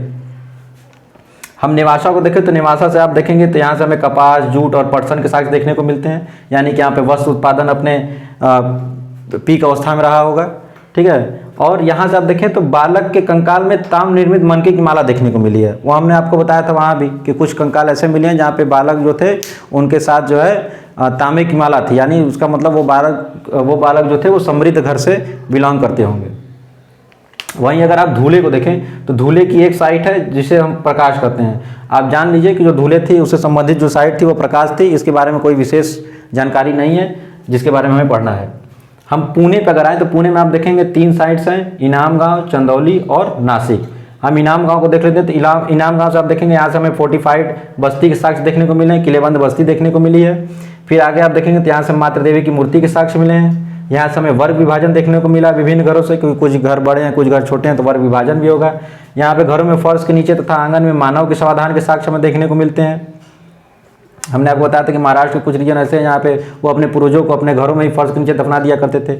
हम यहाँ देखेंगे मिट्टी के जार में मानव समाधान, यानी कि आप देखेंगे पॉट जो अर्न थे उसमें जो है कुछ जो है विशिष्ट, ऐसा माना जाता था कि कुछ विशिष्ट लोगों को जो है कलश में बंद करके दफनाया जाता था बिना जलाए। फिर आप देखेंगे कि हमने बताया था कि महाराष्ट्र के कुछ रीजन ऐसे भी हैं जहाँ पे शवों के जो है नीचे से पैर काट लिए जाते थे। तो ऐसा माना तो वो विशिष्ट लोग होते थे जिनका पैर काट लिया जाता था, पैर काट करके और उनको पॉट में भर के जो दफना दिया जाता था। और कई बार फर्श के नीचे से भी हमें जो शव प्राप्त हुए हैं उसमें भी कटे हुए पैर के साक्ष्य प्राप्त हुए हैं। और ऐसे ही कुछ साक्ष्य हमें देखेंगे सोनौली से प्राप्त होते हैं। इसका मतलब आप समझ सकते हैं कि जरूर इन लोगों में आपस में कोई संबंध रहा होगा। ये लोग आपस में एक दूसरे से चाहे व्यापारिक संरचनाओं के थ्रू या चाहे जैसे भी ये लोग आपस में जरूर जुड़े होंगे, क्योंकि अगर कुछ कुछ कॉमन चीज़ें जो हमें दोनों जगह से देखने को मिल रही है, जैसे सोनौली में भी आपको पैर कटी शव देखने को मिलेंगे, यहाँ भी आपको देखने को मिल रहा है। तो और आगे बात करें तो यहाँ से भी हमें प्रारंभिक नगरीकरण के साक्ष्य देखने को मिलते हैं। आप समझ लीजिएगा, अगर क्वेश्चन आपसे पूछता है कि सबसे बड़ी शहरी अगर साइट के बारे में बात करेगा, तब आप जो है दैमाबाद के बारे में बात करेंगे। जैसा कि हमने आपको यहाँ पे बताया था कि ये जो प्रारंभिक शहरी बस्ती के साक्ष्य देखने को मिलते हैं और ये सबसे बड़ा ताम्रपाषाणिक स्थल है। लेकिन अगर आपसे पूछेगा कि सबसे बड़ी ग्रामीण स्थल कौन सी है, तो आप उसके बारे में नवदा टोली के बारे में कहेंगे। नवदा टोली सबसे बड़ी ग्रामीण बस्ती है, लेकिन दैमाबाद सबसे बड़ी बस्ती भी है और सबसे बड़ी शहरीकृत बस्ती भी है। ठीक है। और अगर आप आगे बढ़ें, पुणे में अगर आप देखेंगे तो यहाँ पे आप देखेंगे पुणे में हमें चंदौली और नासिक 2 साइट्स और हैं जो हमें पुणे से प्राप्त होती हैं। इनके बारे में कोई ऐसी साक्ष्य नहीं है जो कि हमें जानना है। ठीक है। तो जो महाराष्ट्र रीजन के जो संस्कृतियाँ थी उनके बारे में हमने देख लिया। एक संस्कृति और है, जैसे सालुदा संस्कृति है। तो इसका जो टाइम पीरियड था वो 2000 से लेकर 1500 BC तक का था। और गुजरात रीजन में आप देखेंगे तो यहाँ पर हमें रंगपुर या प्रभास संस्कृति प्राप्त हुई, जिसका टाइम पीरियड 1700 से लेकर 1400 BC तक था। इन दोनों संस्कृतियों से हमें कोई विशेष चीज़ प्राप्त नहीं हुई है। आप देखेंगे तो black and red ware, copper object, tools और कृषि के साक्ष्य हमें यहाँ से देखने को मिले हैं। बाकी और कोई ऐसा कुछ नहीं है जिसके बारे में हमें पढ़ना है। हम अगर ताम्रपाषाणकालीन स्थलों के बारे में अगर आप देखें तो आप देखेंगे कि ऐसा नहीं है कि हमें इसके साक्ष्य जो है सिर्फ राजस्थान या फिर मध्य प्रदेश या महाराष्ट्र या फिर गुजरात के रीजन से ही प्राप्त हुए हैं, अन्य जगह से भी प्राप्त हुए हैं, लेकिन उतने व्यापक तौर पर नहीं प्राप्त हुए हैं। ठीक है। तो इसलिए हम उन्हें अन्य स्थलों के रूप में पढ़ते हैं। तो आप अगर देखेंगे तो बलूचिस्तान रीजन में आप देखेंगे तो मेहरगढ़, जैसे मेहरगढ़ के बारे में आपको बताया था कि मेहरगढ़ देखिए आपको ताम्रपाषाण काल में भी देखने को मिलेगा, आपको नवपाषाण काल में भी देखने को मिला था। इसके बाद अगर आप देखेंगे तो सिंधु घाटी सभ्यता के आसपास भी ये स्थल सर्वाइव कर रहा था और उसके बाद ही सर्वाइव करेगा। यानी यहाँ पे आप देखेंगे क्रमिक विकास के साक्ष्य हमको मेहरगढ़ से देखने को मिलते हैं और काफ़ी लंबे समय तक यह जो है यहाँ पे हमें क्रमिक विकास के साक्ष्य देखने को मिलेंगे। अगर हम उत्तर प्रदेश में देखेंगे तो उत्तर प्रदेश में आप देखिए अतरंजी खेड़ा, नरहन, धुरियार, झूसी, कोल्डिहवा, कुछ साइट्स ऐसे हैं जो कि ताम्रपाषाणिक थे। उत्तर प्रदेश में आप देखेंगे तो बेसिकली यहाँ पे कॉपर होड कल्चर जो है काफ़ी कॉपर होड कल्चर के हमें साक्ष्य देखने को मिलते हैं। और कॉपर होड कल्चर क्या, उसके बारे में भी हम नीचे चर्चा करेंगे कि उत्तर प्रदेश में ही एक कल्चर और था जिसे हम कॉपर होड कल्चर के रूप में देखते हैं। उसका बेसिकली वो केंद्र था कॉपर होड कल्चर का, ओसीपी का एक केंद्र था। यानी कि अगर आप देखेंगे तो ऑकर कलर पॉटरी का केंद्र अगर मानेंगे तो आप यूपी को ही मानेंगे कि यहाँ पे जो संस्कृति थी वो, या ओसीपी का जो केंद्र था, यानी ओसीपी का जहाँ विकास हुआ सबसे ज़्यादा वो यही क्षेत्र था, उत्तर प्रदेश वाला ही। तो ताम्रपाषाणकालीन समय में ही आप देखेंगे कि ये हो सकता है यहाँ पे कॉपर होड कल्चर भी चल रहा हो और ओसीपी कल्चर भी हो, क्योंकि ये गंगा यमुना दोआब का क्षेत्र था, बाढ़ पीड़ित क्षेत्र था। इस वजह से हमें यहाँ से बहुत ज़्यादा साक्ष्य प्राप्त नहीं हुए संस्कृति के, ताम्रपाषाणकालीन संस्कृति के। अगर आप बात करें बिहार में तो बिहार में आप देखेंगे तो चिरांद से हमें साक्ष्य प्राप्त होते हैं। और वहीं अगर वेस्ट बंगाल देखेंगे तो पांडु राजा डेबी और महिषदल है। देखिए जो बिहार और वेस्ट बंगाल है यहाँ से हमें मछली पकड़ने के कांटे प्राप्त हुए हैं। यहाँ से हमें चावल के भी जो है काफ़ी प्रमाण प्राप्त हुए हैं। तो माना जाता है कि यहाँ के जो लोग थे उनके भोजन में जो है मछली और चावल काफ़ी मुख्य भूमिका निभाता था। उड़ीसा भाई देखें तो गोलाबाई स्टेशन यहाँ के जो है साइट है। फिर अगर आगे बढ़ें तो अगर आप दक्षिण की तरफ चले जाएंगे तो आप यहाँ देखेंगे कि कर्नाटक एकमात्र ऐसा जगह है, एकमात्र ऐसा स्टेट है जहाँ से आपको जो है साइट्स देखने को मिली हैं। जैसे उसमें आप देखिए मास्की, पिकली हल, हल्लूर, संगनकल्लू, ब्रह्मगिरी, इनके बारे में हमें देखने को मिलता है कि यानी ये ताम्रपाषाणकालीन स्थल थे। तो हमने आपको बताया कि ये जो अभी इन स्थलों को आप देखेंगे तो ये जो है नवपाषाणिक भी हैं, ताम्रपाषाण काल में भी देखने को मिला, यानी कि क्रमिक विकास यहाँ पे हुआ था। जो ताम्रपाषाणकालीन जो पहले नवपाषाणकालीन स्थल थे फिर वो धीरे धीरे ताम्रपाषाणकालीन स्थलों के रूप में परिवर्तित हो गए। तो यह कुछ स्थल थे जो कि संबंधित थे ताम्रपाषाण काल से। तो ताम्रपाषाण काल से लगभग संबंधित हमने सभी स्थलों के बारे में चर्चा कर ली है। अब हम देखते हैं ताम्रपाषाण काल के लिमिटेशंस के बारे में। तो अगर लिमिटेशंस को आप देखें तो यहाँ पे आप देखेंगे कि इनका विकास बहुत विस्तृत रूप में क्यों नहीं हो पाया। तो इसके बारे में हम आप देखते हैं कि इनका पतन क्यों हुआ और इनका विकास बहुत विस्तृत रूप में क्यों नहीं हुआ। तो आप देखेंगे, सबसे पहले देखेंगे यहाँ पे जो कृषि थी वो सीमित अवस्था में थी, क्योंकि आप देखेंगे कि जो ताम्रपाषाण काल था वो सबसे ज़्यादा अगर किसी रीजन में फैला हुआ था तो राजस्थान था या मध्य प्रदेश था या महाराष्ट्र था। और इन रीजन में आप जानते हैं कि ये जो भूमि होती है कुछ बंजर किस्म की होती है और काफ़ी अच्छी पैदावार यहाँ पे देखने को हमें नहीं मिलती है। तो इस वजह से यहाँ जो कृषि थी वो काफ़ी सीमित अवस्था में थी। इस वजह से कृषि का विकास बहुत ज़्यादा नहीं हो पाया और उपकरण जो थे इनके पास वो भी काफ़ी सीमित अवस्था में थे। और अगर इनके बारे में आप देखें तो यहाँ पे सीमित उपकरण देखने को मिला। ठीक है, ये पशु का उपयोग था, इसको ये लोग नहीं समझ पाए थे। पशुओं का उपयोग यानी कि जो जिस समय ये लोग पशुओं का पशुपालन कर रहे थे तो पशुओं का उपयोग कृषि में कैसे करना है, किस तरीके से व्यापार वाणिज्य में उसका इस्तेमाल करना है, किस तरीके से उसका जो है इस्तेमाल दुग्ध उत्पादन यानी दुग्ध संबंधित उत्पादन करना है, इसको ये लोग विशेष तौर पे अभी समझ नहीं पाए थे अच्छे तरीके से। इस वजह से भी पशुपालन का इन लोगों ने भरपूर उपयोग नहीं कर पाया। अगर आप देखें तो यहाँ पे आपको देखने को मिलेगा कि बच्चों की जो मृत्यु दर है वो काफ़ी है, यानी कि लगभग साइड से हमें जो बरियल्स प्राप्त हुए हैं उसमें बच्चों के जो शव हैं वो काफ़ी मात्रा में हमें देखने को मिलती है। यानी बच्चों के शव मिलने का मतलब यह है कि या तो यहाँ पे कुपोषण रहा होगा, यानी कि भूखमरी रही होगी, खाने की कमी रही होगी, खाद्यान्न संकट रहा होगा, और या फिर यहाँ पे महामारी फैली होगी। महामारी का और दूसरी बात हो सकता है कि यहाँ पे हो सकता है चिकित्सा व्यवस्था उतनी उन्नत न रही हो, जिस वजह से जो बच्चे थे वो जल्दी बीमारी का शिकार हो जाते थे, जिस वजह से जो बच्चे थे वो कुपोषित रहे होंगे, या हो सकता है यहाँ पे कोई महामारी फैली हो जिस वजह से बच्चों के इतने हमें शव देखने को मिलते हैं। तो यानी आप देखेंगे कि यहाँ बच्चों की मृत्यु दर काफ़ी है। यहाँ पे आप देखेंगे तो लिखित साक्ष्यों का अभाव है, यानी इन लोगों के पास चित्रकारी थी, चित्रकारी मृदभांडों पे कर रहे थे, लेकिन अभी तक किसी भी लिपि का और किसी भी लिखित आप देखेंगे लिखित सामग्री हमें देखने को यहाँ पे नहीं मिलती है।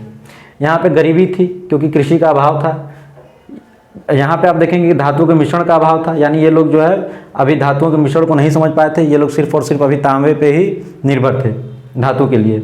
अगर आप देखेंगे तो ये शहरीकरण की जगह तक नहीं पहुँच सके। हालांकि ये सभ्यता जो है शहरीकरण के या सिंधु घाटी सभ्यता के समकालीन है, लेकिन यहाँ शहरीकरण नहीं हो पाया। देखिए शहरीकरण क्यों होता है? शहरीकरण आप देखेंगे कि अगर कृषि है तो व्यापार होगा। अब जब व्यापार होगा, विशेष उत्पादन होगा, तभी आप जो है शहरीकरण की तरफ आगे बढ़ेंगे। जहाँ पे कृषि नहीं होगा, जहाँ पे जो है अधिशेष उत्पादन नहीं होगा, तो हम आप कल्पना नहीं कर सकते हैं कि वहाँ पे व्यापार वाणिज्य अपने उन्नत अवस्था में हो। और जहाँ गरीबी होगी, भूखमरी होगी, वहाँ पे शहरीकरण के हमें प्रमाण देखने को नहीं मिलेंगे। इस वजह से आप देखेंगे कि यह जो संस्कृति थी वो ग्रामीण सभ्यता के रूप में ही रह गई। यहाँ पे हमें शहरीकरण के साक्ष्य देखने को नहीं मिलते हैं। अब अगर कॉपरवुड कल्चर को हम देखें तो देखिए इसे ताम्र संग्रह संस्कृति के नाम से जानते हैं। ताम्र संग्रह संस्कृति से इसलिए कहते हैं क्योंकि हमें देखेंगे कि अलग अलग जगहों से हमें तांबे के बड़े ढेर भंडारण देखने को मिले हैं। इस वजह से इसे ताम्र संग्रह संस्कृति के रूप में जाना था। और दूसरी बात यह है कि यह किसी संस्कृति से संबंधित नहीं थे। यह जगह जगह साइट्स मिली है जहाँ पे हमें तांबे के बड़े ढेर मिले हैं, और वहाँ समग्र संस्कृति का कोई हमें ऐसा प्रमाण देखने को नहीं मिलता है। इस वजह से इसे कॉपरवुड यानी ताम्र संग्रह संस्कृति के नाम से जानते हैं। बेसिकली यह जो है गंगा यमुना दोआब, यानी आप समझ लीजिए कि उत्तर प्रदेश वाला जो रीजन था सबसे ज़्यादा स्थल में उत्तर प्रदेश देखने को मिले हैं, और गंगा यमुना दोआब में इसका बेसिकली विकास देखने को मिलता है। यानी सबसे ज़्यादा हमें वहीं से साइट छोटे छोटे मिलेंगे जहाँ से आप देखेंगे बड़े बड़े हमें तांबों के भंडारण देखने को मिलते हैं। कुछ लोग ऐसा कहते हैं कि जब सिंधु घाटी सभ्यता पतन हुई होगी तो वहाँ से कुछ लोग माइग्रेट करके अलग अलग जगहों पर गए होंगे, उससे ये लोग का संबंध है। लेकिन कुछ लोगों का मानना नहीं, ऐसा नहीं है। ये लोग ताम्रपाषाणीन लोगों के समकालीन थे, और जो है क्योंकि ये लोग ऐसे क्षेत्र में थे जो कि बाढ़ पीड़ित क्षेत्र था, गंगा यमुना दोआब का क्षेत्र था। इस वजह से हमें संस्कृति के इनके बहुत ज़्यादा प्रमाण देखने को नहीं मिलते हैं। तो इसके टाइम पीरियड को लेकर के कन्फ्यूजन है। इस वजह से हम इस कालखंड के सही समय निर्धारण नहीं कर पाते हैं कि वास्तव में इसका टाइम पीरियड क्या रहा होगा। हम इसकी विशेषता को देख लेते हैं कि ताम्र संग्रह संस्कृति है क्या।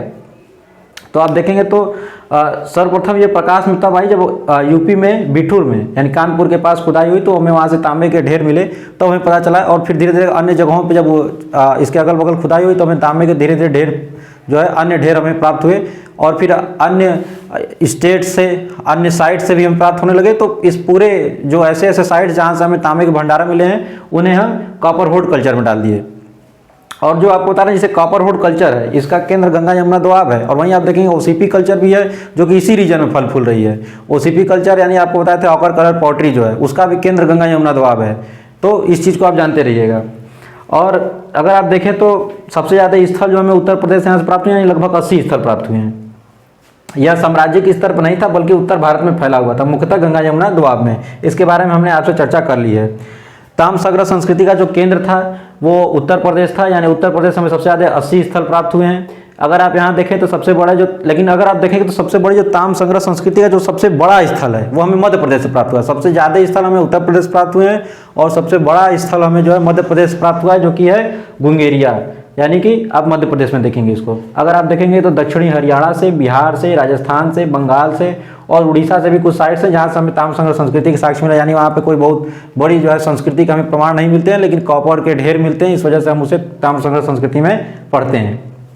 अगर आप देखेंगे दक्षिण भारत में तो मात्र जो है आप कर्नाटक देखेंगे जहाँ से हमें जो है इसके प्रमाण देखने को मिलते हैं। हमने आपको बताया था कि देखिए क्योंकि यह जो है यहाँ से आप देखेंगे हमें एंटीना स्वॉर्ड प्राप्त हुआ है, दुसिंगी तलवार। और एंटीना स्वॉर्ड के बारे में हम आपको बताते हैं कि यह काफ़ी महत्वपूर्ण है, इसलिए कि जैसे अभी आपको बताया था हमने कि सुनौली में खुदाई है तो सुनौली से हमें एंटीना स्वॉर्ड ही प्राप्त हुए हैं, जो कि वहाँ के मुख्य हथियार के रूप में प्रयोग होते थे। एंटीना स्वॉर्ड इंपॉर्टेंट क्यों है ये आपको समझाते हैं, क्योंकि देखिए जो एंटीना स्वॉर्ड थे जो पहले हमें अलग अलग जगहों से प्राप्त हुए थे तो उसकी जो साइज़ थी वो काफ़ी छोटी प्रतीत होती थी, तो लोगों को लगता था कि यह प्रयोग नहीं ली जाती होगी, यह प्रतीकात्मक तौर पे ही मात्र तलवार थी। लेकिन जब सुनौली में खुदाई हुई तो वहाँ से हमें जो तलवार मिली तो उसकी हमें एक्चुअल लेंथ के बारे में पता चला कि पहले क्या होता था कि जो दुसिंगी तलवार थी उसके नीचे लकड़ी का जो है हत्था लगा होता था, तो समय के साथ वो जो है डिकम्पोज हो जाता था, तो लोगों को अनुमान नहीं लग पाया कि वास्तव में इसकी लेंथ कितनी रही होगी।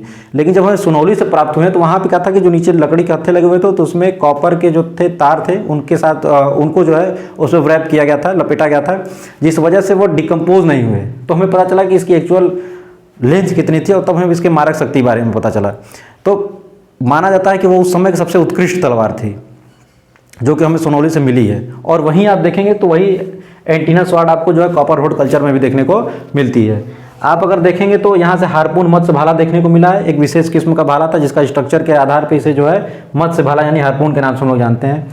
यहीं से एक मानव आकृति यानी कॉपर की एक मानव आकृति प्राप्त हुई है। वास्तव में वो किस लिए प्रयोग की जाती थी इससे हम लोग अभी तक अनभिज्ञ हैं, हमें नहीं पता कि वो लोग इसका इस्तेमाल पूजा पद्धति में करते थे या उपकरण के तौर पे करते थे या फिर किसी हथियार के रूप में करते थे। यहाँ से हमें कॉपर की कुल्हाड़ी मतलब कुल्हाड़ी प्राप्त हुई है जिसमें नीचे लकड़ी के जो है हत्थे होते थे और आगे जो है फलक जो है उसके कुल्हाड़ी के जो कॉपर के होते थे। कॉपर एज के अगर आप देखेंगे तो कॉपर होड कल्चर के बारे में अगर सबसे विस्तृत जानकारी हमें किसी ने दी है तो सर्वप्रथम बीबी लाल ने दी थी। उनकी जो बुक है द कॉपर होड कल्चर ऑफ गंगा वैली, इसके बारे में हमें सर्वाधिक जानकारी पहली बार जो है प्राप्त हुए इस कल्चर के बारे में। अगर आप देखें तो इस कल्चर में जो है हमें जो मृदभांड प्राप्त हुए हैं वो ओसीपी है, क्योंकि हमने आपको बताया ही था कि ये ओसीपी का केंद्र था और ये वही लगभग जगह है। तो हमें उत्तर प्रदेश से इसके भी साक्ष्य मिले, कॉपर होड कल्चर के भी और ओसीपी के भी साक्ष्य प्रमाण मिलते हैं। कुछ चीज़ें जो मिस हो गई थी, जैसे आप देखेंगे कि ताम्र पाषाण काल को हम चालकुलिथिक एज के नाम से जानते हैं, वैसे ही आप देखेंगे कि इसके दो और नाम हैं, एनियोलिथिक और एनोलिथिक, इस नाम से भी हम जानते हैं, तो इससे भी आप लोग अवगत रहें। दूसरी बात हम बात कर रहे थे सीक्वेंस के बारे में कि जो ताम्र पाषाण कालीन स्थल है उनके सीक्वेंस क्या है। तो अगर आप सीक्वेंस को देखें तो सबसे पहले गणेश्वर है, जो ताम्र पाषाण कालीन सबसे पुरातन स्थल है उसमें आप देखेंगे तो गणेश्वर है जो कि हड़प्पा से पहले का है। उसके बाद अगर आप देखेंगे तो कायथा है, आहार है, ठीक है। तो ये अब कायथा और आहार को अगर आप देखेंगे तो ये देखिए कायथा और यहाँ पे आहार संस्कृति, ये दोनों हड़प्पा के समकालीन हैं। और बाकी फिर अगर आप देखेंगे तो मालवा, सालवदा, फिर रंगपुर और जोरवे ये हड़प्पा की बात की हैं। तो कई बार क्रम से प्रश्न आ जाते हैं, तो इस क्रम को आप जानते रहिए। तो हमने आपको क्रम बता दिया, यानी कि सबसे पहले आप गणेश्वर देख लीजिए, कायथा, आहार, मालवा, सालवदा और रंगपुर और फिर उसके बाद जोरवे। तो इन संस्कृतियों से प्रश्न आते हैं कि इन्हें सीक्वेंस में लगाइए, तो ये भी आप जानते रहेंगे। तो जो बेसिक बात थी वो हम लोग लगभग ताम्र पाषाण काल के बारे में कर चुके हैं। एक चीज़ जो थोड़ा सा जिसके बारे में चर्चा नहीं हुई थी और मुझे ऐसा लगता है कि उसके बारे में चर्चा कर लेनी चाहिए, क्योंकि कई किताबों में उसके बारे में जिक्र मिलता है। कुछ प्रसिद्ध इतिहासकार जैसे आप देखेंगे आर एस शर्मा, उन्होंने अपनी बुक में जो ओल्ड एनसीईआरटी आती है उसमें भी इस बारे में जिक्र किया था। तो ऐसा कहा जाता है कि उन्होंने इस तरह का जिक्र किया कि ताम्र पाषाण काल के लोग बीफ खाते थे, पॉर्क नहीं खाते थे। देखिए यह बात थोड़ा सा अपने आप में जो है विवाद पैदा करती है कि पहली बात है कि ताम्र पाषाण काल में बहुत सी चीज़ें खाई जाती थी और बहुत सी चीज़ें नहीं खाई जाती थी। तो बेसिकली इस बात पे फोकस करना कि बीफ खा जाता था, पोर्क नहीं खा जाता था, अपने आप में एक संदेह पैदा करता है। और दूसरी बात यह है कि अगर अगर आप देखें तो इस कालखंड में आप देखेंगे तो आपको वृषभ पूजा के साक्ष्य मिल रहे हैं। हड़प्पा काल में भी आप देखेंगे एक श्रृंगी बैल की पूजा के साक्ष्य मिल रहे हैं। तो फिर उसके बाद बीफ के साक्ष्य, यानी यह कहना कि उस कालखंड में लोग बीफ खाते थे, थोड़ा यह भी अपने आप में उतनी सही नहीं, सटीक बात नहीं समझ में आ रही है। और दूसरा अगर आप देखें तो कुछ लोगों का मानना है कि इस तरह की जानबूझ के इस तरह का एजेंडा इन लोगों के द्वारा फैलाया गया, एजेंडा के तहत यह काम किया गया, जिसमें कि यह था कि इनका मानना था पहले जब तक आरएनए न्यूट्रॉन थ्योरी एग्जिस्ट करती है, जैसे अभी राखी गढ़ी के जो डीएनए के साक्ष्य वो आपको बताते हैं कि अब जो है जो आरएनए न्यूट्रॉन थ्योरी थी वो लगभग अपने खंडन कगार पे है, और या आप कह सकते हैं कि अब खंडित हो चुकी है, अब वो एग्जिस्ट नहीं करती है। लेकिन जब तक आरएनए न्यूट्रॉन थ्योरी थी तब तक इन लोगों का मानना ऐसा था कि पहले जब तक जो आर्य थे वो आए और उन्होंने आकर के सिंधु घाटी सभ्यता, यानी उसके समकालीन जो ताम्रपाषाणी कालीन संस्कृति आप देख रहे हैं उसके समकालीन ही है, वहाँ पे आर्य आए, आर्य ने आकर के सिंधु घाटी सभ्यता के लोगों को जो है वहाँ से उनके बीच में युद्ध हुआ होगा, यानी उनके पतन का कारण वो आर्यों को मानते हैं। और उनका मानना था कि आर्य आए और उन्होंने फिर उसके बाद वैदिक सभ्यता की नींव रखी और उन्होंने फिर वहाँ पर गाय को अघन्या मारा है और गाय की पूजा करने लगे। तो इससे पहले आप लोग देखें कि बीफ और इस तरह की चीज़ें खाई जाती थी, और उसके बाद जो है जब वैदिक सभ्यता विकास में आई तो जो है इन सब चीज़ों पे प्रतिबंध लगा दिया गया। लेकिन फिर धीरे धीरे जब आप यह समझ में आया कि नहीं अब आर्यन न्यूट्रॉन थ्योरी लगभग अब ख़त्म हो चुकी है, अपने खंडन के कगार पे है, और वैदिक सभ्यता के जो लोग थे वो कहीं बाहर से नहीं थे, यहीं के लोग थे, जब ऐसा प्रतीत होने लगा तो फिर इन लोगों ने कुछ और प्रमाण देने के प्रारंभ किए कि वैदिक काल में भी इस तरह के हमें साक्ष्य मिलते हैं कि लोग बीफ खाते थे। यानी उन्होंने जैसे अथर्ववेद को कोट करना शुरू किया, फिर उसके बाद याज्ञवल्क्य संहिता को। तो जो वैदिक साहित्यों को पढ़ने वाले लोग हैं उनका मानना है कि जो जिस श्लोकों का ये लोग इंटरप्रिटेशन कर रहे हैं उसका एक्चुअल मतलब वो नहीं है, क्योंकि अगर आप वैदिक कल्चर को भी देखें तो वैदिक कल्चर में आप देखेंगे कि वहाँ पे गाय की पूजा करने की बात की जा रही है, गौदान की बात की जा रही है, वहाँ तामसिक भोजन को प्रतिबंधित करने की बात की जा रही है, उसको पाप के रूप में देखा जा रहा है। तो फिर वहीं अगर आप जिक्र करें कि फिर आप गोमांस जो है उसमें इस तरह का जिक्र वो लोग करते हैं कि कई जगहों पे मैंने देखा कि वो कहते थे कि कुछ विशिष्ट लोगों को जो है इस तरह के आने पे जो है गाय मारी जाती थी, या अश्वमेध यज्ञ वगैरह में गायों की बलि दी जाती थी। लेकिन जो लोग वैदिक साहित्य को पढ़ने वाले लोग हैं इसका सीधे सिरे से जो है इसका खंडन करते हैं कि नहीं ऐसा कुछ नहीं था। तो ये आपस में अपने आप में एक बहुत बड़ी कंट्रोवर्शियल बात है। जैसे अब एक चीज़ और समझिए, जैसे किसी कल्चर में कोई भी जो संस्कृति है उस संस्कृति में एक तरह के लोग नहीं होते हैं। जैसे आप अगर वैदिक सभ्यता को देखेंगे तो उसमें जैसे दासरा के युद्ध की चर्चा आती है, वहीं पे चर्चा आती है कि कुछ लोग ऐसे हैं जो लोग वैदिक कल्चर को नहीं मानते हैं। तो एक ही सभ्यता के अंतर्गत कई तरह के लोग रहते हैं। तो कुछ लोग हो सकता है कि उन चीज़ों को मानते हों, कुछ लोग ना मानते हों। और अगर कहीं बीफ जैसे चीज़ों का या मांस का भक्षण हो रहा है तो इसका मतलब यह नहीं कि वो उस कल्चर का ही पार्ट है। अगर कुछ स्थल से अगर हमें इस तरह के प्रमाण मिलते हैं तो उस आधार पर हम यह नहीं कह सकते हैं कि ये पूरे कल्चर का पार्ट रहा होगा, यानी लोग उसको खाते होंगे। और सिर्फ इस चीज़ पर फोकस करना कि बीफ खाई जाती थी, पोर्क नहीं खाई जाती थी, यह अपने आप में संदेहास्पद है, क्योंकि बहुत सी चीज़ें खाई जाती थी, बहुत सी चीज़ें नहीं खाई जाती थी। और कुछ साइट्स के आधार पर यह कह देना कि पूरी संस्कृति में यह चीज़ें मौजूद थी, यह विवादित है। तो क्योंकि ये चीज़ें कई जगह दी हुई हैं, एनसीईआरटी का पार्ट रहा है, तो हो सकता है आपके पॉइंट ऑफ व्यू से इम्पॉर्टेंट हो सकता है कि परीक्षा में इसी से प्रश्न आ जाए, इसलिए मैंने इसकी चर्चा कर ली। तो ये थी ताम्रपाषाण काल के बारे में एक मोटे तौर पे चर्चा जो हम लोगों ने भारत में ताम्रपाषाण काल को देखा। अब थोड़ा सा हम लोग विश्व स्तर पर देख लेते हैं कि जिस समय भारत में ताम्रपाषाणकालीन संस्कृतियां विकास कर रही थी उस समय विश्व में क्या स्थिति थी। तो हमने देखिए टाइम पीरियड बताया कि 3000 से लेकर 1200 BC तक भारत में ताम्रपाषाण काल के विकास का समय था। लेकिन इसका मतलब यह नहीं है कि इसके बारे में हमें पहले साक्ष्य नहीं मिले। देखो 5000 BC में हमें ताम्रपाषाण काल के कुछ साक्ष्य नहीं, कॉपर के कुछ साक्ष्य मिलते हैं, लेकिन वो संस्कृति का पार्ट नहीं था। उस समय तक जो कॉपर मनुष्य इस्तेमाल कर रहा था वो जाने अनजाने में इस्तेमाल कर रहा था। संस्कृति का पार्ट वो तब बना जब उनके दैनिक जीवनचर्या में उससे जुड़े उपकरण, उससे जुड़ी चीज़ें जब आ गई, जब वो उनके कल्चर का पार्ट हो गया, उनके संस्कृति का पार्ट हो गया, तब हम उसे ताम्रपाषाणी संस्कृति के रूप में पढ़ते हैं। लेकिन कॉपर के बारे में कुछ प्रारंभिक एविडेंस हमें 5000 BC के भी भारत में मिलते हैं।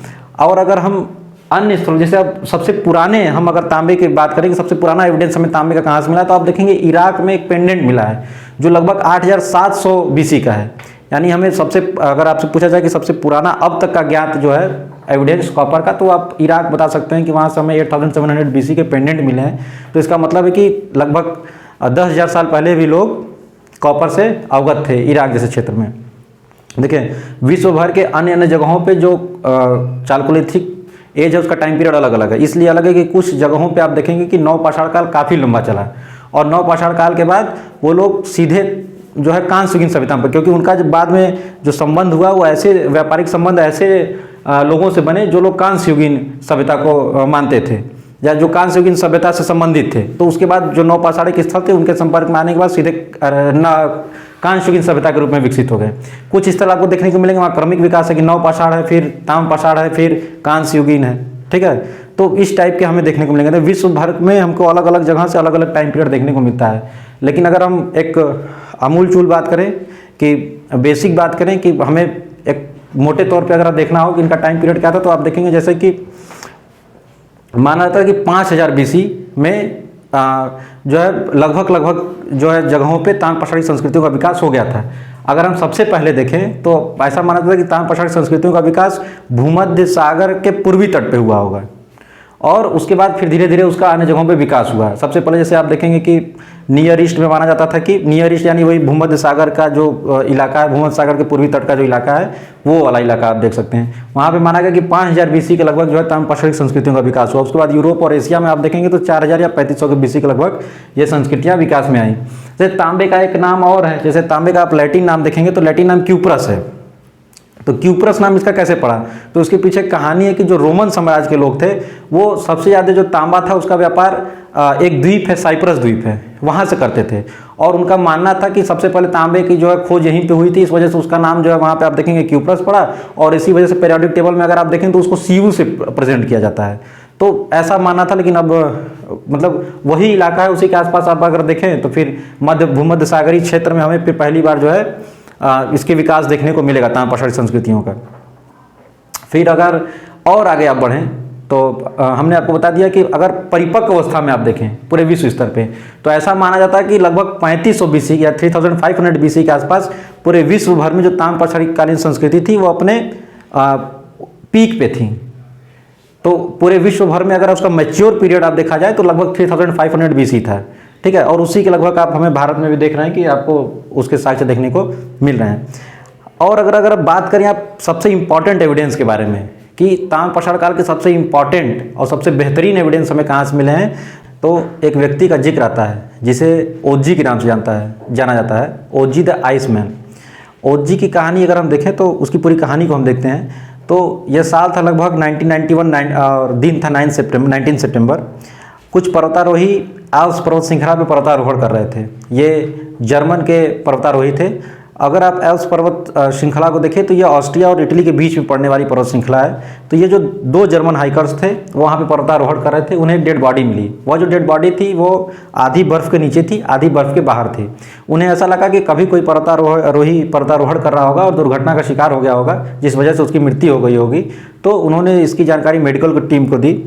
मेडिकल टीम ने उस बॉडी की परीक्षण की और उसके बाद उन्हें जो पता चला वो अपने आप में बहुत ही इम्पॉर्टेंट था, क्योंकि यह जो बॉडी थी वो लगभग 3330 BC की थी।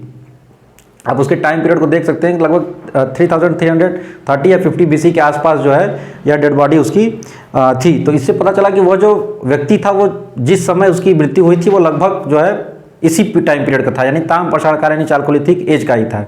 तो इस वजह से हमें उसकी डेड बॉडी से सबसे महत्वपूर्ण चीज़ कि उस कालखंड के बारे में बहुत सारी इन्फॉर्मेशंस मिली। जैसे अगर हम उसके बारे में बात कर लें तो वो उसकी जो हाइट थी वो 5 फुट 3 इंच के लगभग थी। उसकी जो उम्र थी वो लगभग 40 साल की अवस्था थी। जब उसकी मृत्यु हुई तो वो 40 साल की अवस्था में था।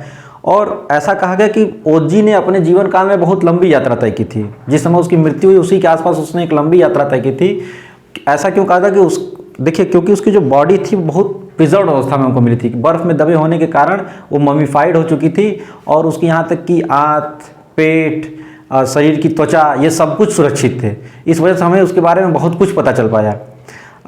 उसके जो पेट थे, जब उसमें जो खाद्य सामग्री थी उसका अध्ययन हुआ तो उसमें अलग अलग फूलों के पराग मिले और वह फूल काफ़ी दूरी पे पाए जाते हैं। कुछ 1-2 फूल ऐसे हैं जो कि उन दोनों के बीच में डिस्टेंस काफ़ी कुछ अलग जगह पाए जाते हैं और कुछ अलग जगह पाए जाते हैं। तो अलग अलग फूलों के पराग मिले, इससे पता चला कि उसने काफ़ी लंबी दूरी तय की होगी। उसके पेट से फिर हमें देखें तो आप देखेंगे तो हिरण के मांस और फिर गेहूँ के साक्ष्य मिलते हैं, यानी कुछ देर पहले ही उसने जो है मांस खाया था, हिरण के मांस का भक्षण किया था। उसके आगे आप अगर आगे बढ़ें तो उसके बारे में हमें और कुछ अगर जाना तो देखिए उसके पास वो जो वस्त्र परिधान थे वो भी उसके पास काफ़ी अच्छे वस्त्रों का जो है वो उपयोग कर रहा था। जैसे आप देखें तो उसने घास का लबादा ओढ़े हुआ था। उसके अंदर आप देखेंगे तो उसने चमड़े के जो है कोट पतलून, बेल्ट, यानी अलग अलग जानवरों के चमड़े का इस्तेमाल करके उसने ये सब कुछ पहना हुआ था। उसके पास से जो हथियार मिले, हथियार में अगर आप देखेंगे तो उसके पास से कुल्हाड़ी मिली है जिसके ऊपर कॉपर का फलक लगा हुआ था। उसके बाद आप देखें तो उसके पास जो है कुल्हाड़ी के बाद अगर आप देखें तो उसके पास धनुष मिले हैं। धनुष से जो है धनुष के आगे का जो नुकीला हिस्सा था वो भी जो है कॉपर का बना हुआ था। यानी ये सब कुछ आप देखने को मिल रहा है। उसके अगर उसके फेफड़ों का अध्ययन किया गया तो उसे पता चला कि उसके फेफड़ों पर काली की एक मोटी परत जमी हुई थी, यानी उसने अपने जीवन में काफ़ी लंबा समय आग के आसपास गुजारा था। उसके पास जूते भी थे, तो जूते जो थे वो उसका जो सोल बना हुआ था वो आप देखेंगे कि हिरण के खाल का बना हुआ था, और ऊपर जो है उसके पेड़ के जो छाल होती है उससे बुनाई की गई थी, और उसने मोजे के रूप में घास का प्रयोग किया था। यानी कुछ लोगों का मानना था कि उस समय हो सकता है कि कुछ मोची भी रहे होंगे जिन्होंने कि खाली इसीलिए जो है उन्होंने जूते और इस टाइप की चीज़ों से वो संलग्न रहे होंगे। और अगर आप देखें उसके बारे में कुछ जानकारी देखें तो उसके बारे में हमें पता चलता है उसके पेट से राउंड वार्म नामक कीड़े की जानकारी हमें मिलती है। यानी ऐसा माना जाता है कि वो पेट की बीमारी से भी ग्रसित था, उसे हड्डी की भी बीमारी थी। उसके शरीर पे आप देखें तो 61 टैटू देखने को मिलते हैं। ऐसा पहले माना जाता था कि जो टैटू थी इसकी शुरुआत जो है चीन से हुई होगी लगभग 3000 BC में, लेकिन यहाँ हमें ओजी के शरीर से टैटू देखने को मिल रहा है। तो कुछ लोगों ने बताया कि क्योंकि वह बीमारियों से ग्रसित था इसलिए हो सकता है कि उसने एक्यूपंक्चर जैसी कुछ चिकित्सा तकनीक का उपयोग किया होगा, इस वजह से उसके शरीर पे इस तरह के टैटू हमें देखने को मिले हैं, क्योंकि कुछ टैटू एक के ऊपर एक ही हैं। तो इसलिए लगा कि उसको हो सकता है कि चिकित्सा का ही कुछ उसके जो भी उसने चिकित्सा ली होगी उसके प्रमाण के रूप में जो है इस टैटू को देखा जाता है। और अगर आप देखें तो इसकी मृत्यु के बारे में अगर कहा जाए तो इसके बारे तक इसकी मृत्यु जो है सामान्य तौर पे नहीं हुई थी, इसकी हत्या की गई थी। पहले लोगों को जब इसकी डेड बॉडी मिली तो लगा कि हो सकता है कि ये पर्वतारोहण के दौरान गिरा होगा, इस वजह से इसकी मृत्यु हो गई होगी। लेकिन बाद में जब इसके बॉडी का डीप एक्सरे किया गया तो पता चला कि इसके शरीर में दाएं हिस्से में, दाएं कंधे में एक घाव है, और उस घाव को जब ट्रेस किया गया तो पता चला उसमें तांबे के कुछ जो है अवशेष हमें देखने को मिले, जिससे पता चला कि इसकी हत्या पीछे से तीर मारकर की गई थी। यानी इसकी हत्या स्वाभाविक रूप से नहीं थी। तो हो सकता है कि किसी प्रतिस्पर्धा के तौर पे, या हो सकता है कि किसी घुसपैठ की वजह से इसकी हत्या की गई रही होगी। ऐसा कहा जाता है कि जाने वाले चले जाते हैं, अपने साथ छोड़ जाते हैं कुछ कहानियाँ, कुछ निशानियाँ। अब ओजी को क्या ही पता था कि उसकी मृत्यु इतने सालों बाद मानव सभ्यता के लिए इतना कुछ बता के जाएगी। उसने जो निशानियाँ उससे प्राप्त हुई उससे उस कालखंड के बारे में लगभग जानकारी हमें प्राप्त हो जाती है। उसकी बॉडी को प्रिजर्व करके रखा गया है, जो कि लगभग -6 डिग्री टेम्परेचर में इटली के एक म्यूजियम में है, और ऐसी संभावना जताई जा रही है कि आने वाले भविष्य में ओजी हमें और कुछ कहानी उस कालखंड के बारे में बता के जाएगा। तब तक के लिए आप सभी का धन्यवाद। आप लोगों के जो भी सुझाव हो आप कमेंट बॉक्स में हमें ज़रूर दें।